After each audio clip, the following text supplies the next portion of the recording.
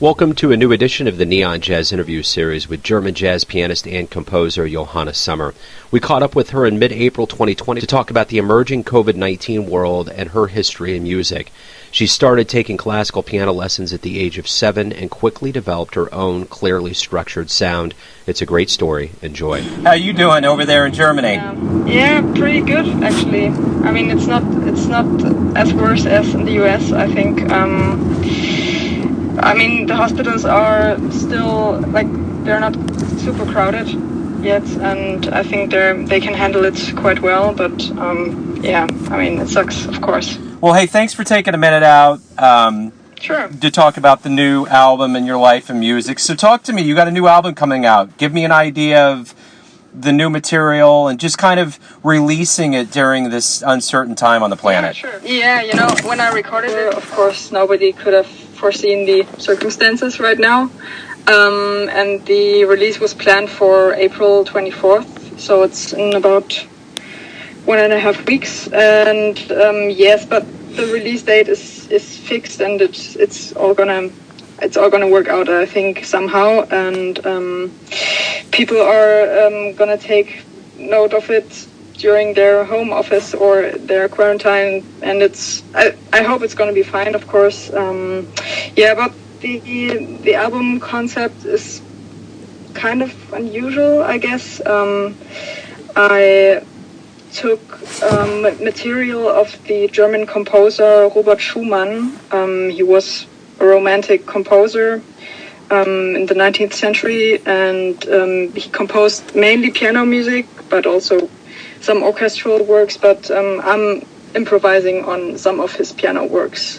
And it's super interesting because the material I used is a cycle or 2 cycles of little piano miniature compositions, and I'm basically trying to absorb the character of those pieces and kind of improvise back again on them, and taking the theme, the melody, kind of, and playing around with it. So yeah, the idea was kind of to combine classical music with... So why jazz? Why was this something that you picked to pursue in your life? As a kid, I always liked, playing around on the piano and not playing music, the written music. I of course grew up with classical music, learning classical piano, and I really enjoyed it as well. But I always avoided reading notes or sight reading in general. I hated it, and I was a very bad sight reader, and I preferred just improvising for myself and playing around. And back then, I of course didn't know that jazz existed because it was not so much a part of my upbringing or my musical upbringing. And later I discovered that jazz basically is what I'm trying to play, or what I'm hearing in my mind without knowing it. And I started listening to jazz records. Luckily, got a teacher who could show me something, because this was always my problem, kind of. I didn't know why some things would work and others wouldn't. I just played around, and some things sounded good to me, but I couldn't figure out why, or I didn't have a concept back then. And I was very lucky to have a teacher, because in my hometown, it's quite small and jazz doesn't play a big role, but I was lucky back then, and I got somebody who showed me some stuff. And then I was maybe 16 then, and I started practicing and figuring stuff out. And then after school I decided that I would give it a try, and I did an exam or an audition at some universities, and I got accepted, and that's the way it started, basically. A lot of musicians like to go to Europe, and there's such a captive audience there. What is it about the German and European crowds that bring Americans there that I think there's a different energy that goes into jazz there? Maybe, yeah. I was only in the US once, and it was it was a very short period, and so I didn't get to know the overall scene and or appreciation. But I don't know. I think in Europe it's still something special in a way, because it's not as big a part as it may be in the US. I don't know. It's not our music, in a way that it's your music. It's your heritage. It's your musical heritage. It's the kind of folk music of the US maybe, and we have a different kind of folk music, and we're used to this kind of classical heritage, and maybe jazz is some kind of still exciting new stuff. Maybe, of course, it's not that new, but it slowly evolves in Europe as like main art form, I guess.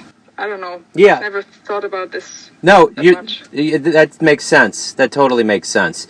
When live music begins again and the quarantine's over, what do you hope that people that come out and see jazz and even the musicians realize about this absence and come back with a new perspective? I deeply hope that there will be a greater appreciation of live music and the live scene in general. I would consider it to be quite good in Europe. I think there is, like, people really are thankful for live music. I didn't have that much experience in, like, getting bad responses to me playing live, or in general to friends playing live. I think it's always maybe somehow appreciated more than in the US, at least what I've heard of.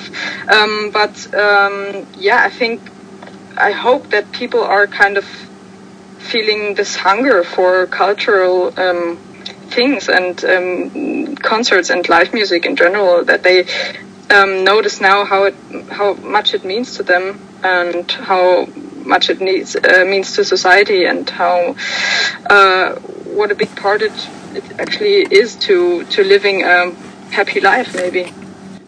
So my final question is this: if you come to Kansas City and you put on a live show, and you have to write up a notice to kind of lure people in to listen to you, how would you describe a show that you put on live?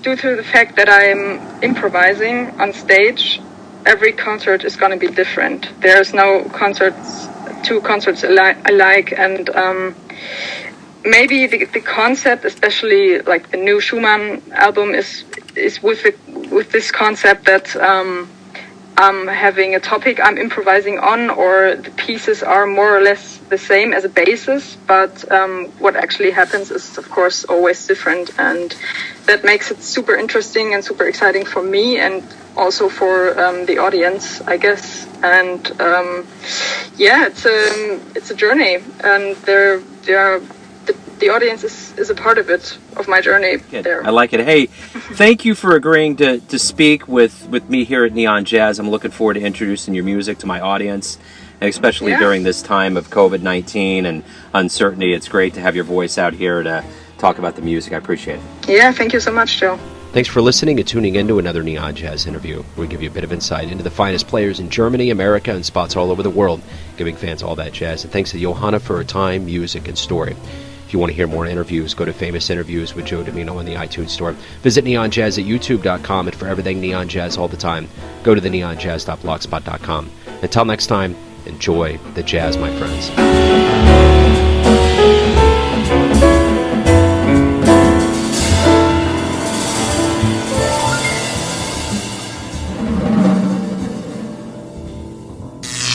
Neon Jazz.